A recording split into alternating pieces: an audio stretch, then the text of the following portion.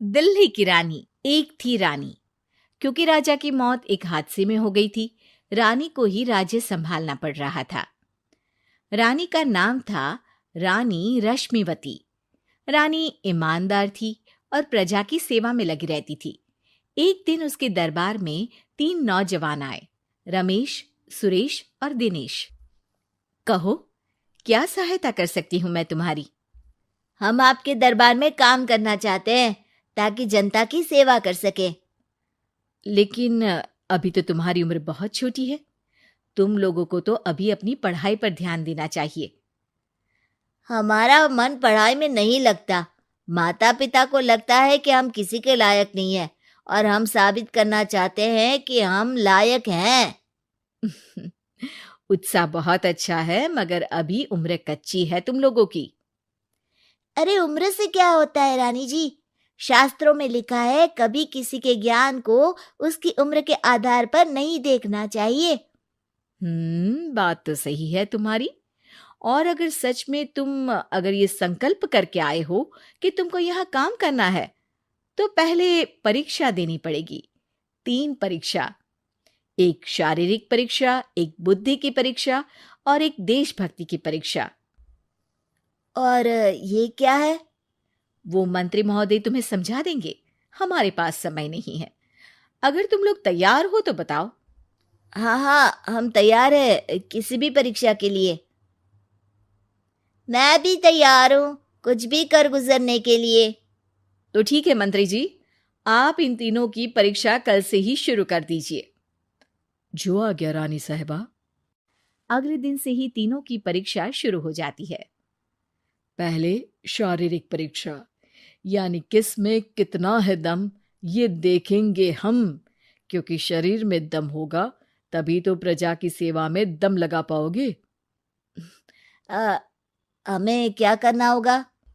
वो पेड़ दिख रहा है, जो सबसे पहले चढ़ेगा उस पे दरबार में नौकरी पाने के अवसर उसी के बढ़ जाएंगे। मैं चढ़ता हूँ। अरे रुको रुको, गिनती गिनने दो। 1 2 3। 3 की गिनती के बाद रमेश और सुरेश भागकर पेड़ के पास गए, मगर दिनेश आराम से पेड़ के पास गया।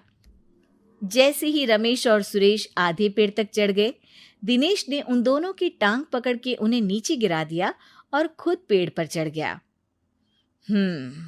दिनेश की जीत हुई। अरे लेकिन इसने बेईमानी की। बेईमानी नहीं की, बुद्धि लगाई। शरीर के दम के साथ दिमाग में भी दम होना चाहिए। क्यों मंत्री जी? हाँ हाँ, बात तो तुम्हारी सही है, लेकिन बात अगर बुद्धि की है तो बुद्धि की असली परीक्षा हम कल लेंगे। शाम को जाकर मंत्री रानी को सब बता देते हैं। यानी दिनेश उन सब में ज्यादा होशियार है। जी रानी साहिबा। अगले दिन तीनों की बौद्धिक परीक्षा का समय होता है। आज हमें क्या करना है मंत्री जी? थोड़ा सब्र करो, कल जल्दबाजी में ही हारे थे तुम। सही कह रहे हैं मंत्री जी। अरे तू क्यों ज्यादा बोल रहा है? तू भी तो हारा था ना कल। ए दिनेश, ज्यादा होशियार मत बन। अरे अरे अरे, लड़ो मत। आज की परीक्षा पर ध्यान दो। आज की बौद्धिक परीक्षा में ये कुछ बोरे हैं, कुछ में नमक है और कुछ में रुई। जिसको जो ले जाना है उठा लो। देखते हैं कि कौन जल्दी से कोई भी एक बोरा नदी के उस पार लेकर जाता है। समय शुरू होता है अब। तीनों बोरों की तरफ बढ़ते हैं। सुरेश, नमक की बोरी भारी है, ले जाने में मुश्किल होगी। हाँ हाँ, सही कह रहा है, रुई हल्की है, हम दोनों रुई लेकर चलते हैं। अरे भाई, मैं तो नमक लेकर जाऊंगा। रमेश और सुरेश ये सोचकर हंसते हैं कि आज तो दिनेश हार ही जाएगा। दौड़ शुरू होती है। 1 2 3। तीनों नदी की तरफ भागते हैं।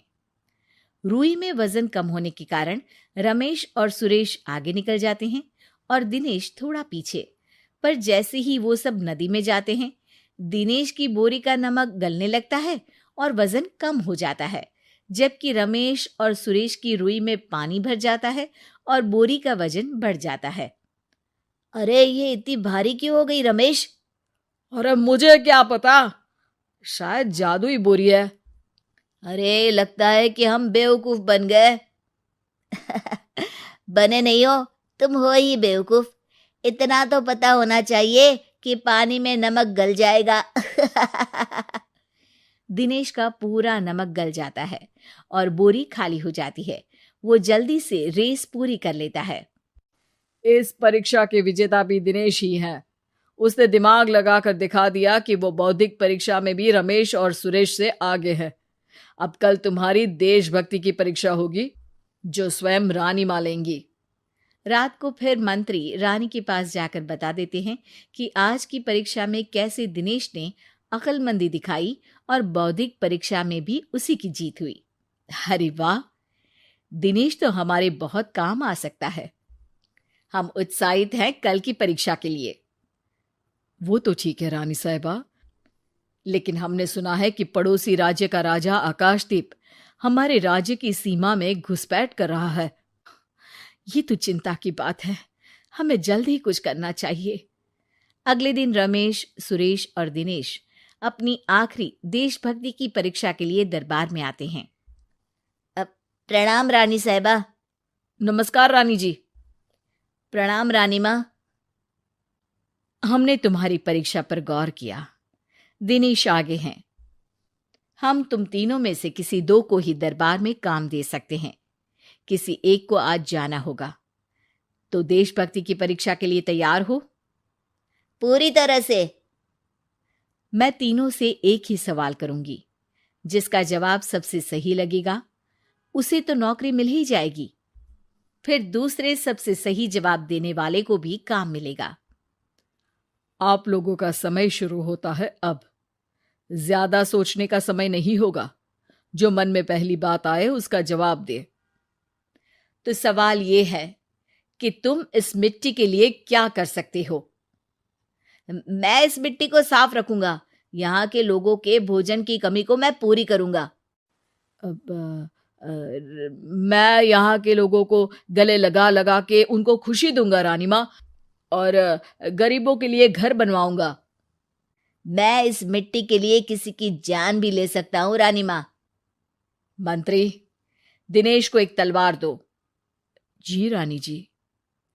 दिनेश, पड़ोसी राज आकाशदीप की जान तुम्हारे हाथ में है। जाओ, अपना काम पूरा करो। आज रात को तुम उस पर हमला करोगे जब वो सो रहा होगा। दिनेश वहां से चला जाता है। रानी माँ, ये आपने क्या किया? अभी किया नहीं है मंत्री जी। आप आकाशदीप को संदेशा भिजवाओ कि पड़ोसी देश का एक कातिल रात को उन पे हमला करेगा और दिनेश को पकड़वा दो। अरे, ये आप क्या कह रही हैं? और क्यों कर रही हैं आप ऐसा? राजा को लगेगा कि हमने उसकी मदद की, उसकी जान बचाकर। वो हमारे राज्य का पीछा छोड़ देगा और हमारा एहसानमंद हो जाएगा। और दिनेश का क्या होगा?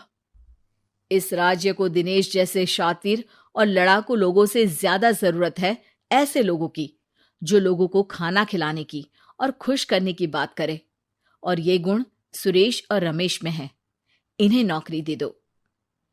दिनेश बहुत चतुराई से नौकरी हड़पना चाहता था, जिसके लिए उसने रमेश और सुरेश जैसे दोस्तों का भी नुकसान किया। पर रानी ज्यादा चतुर निकली।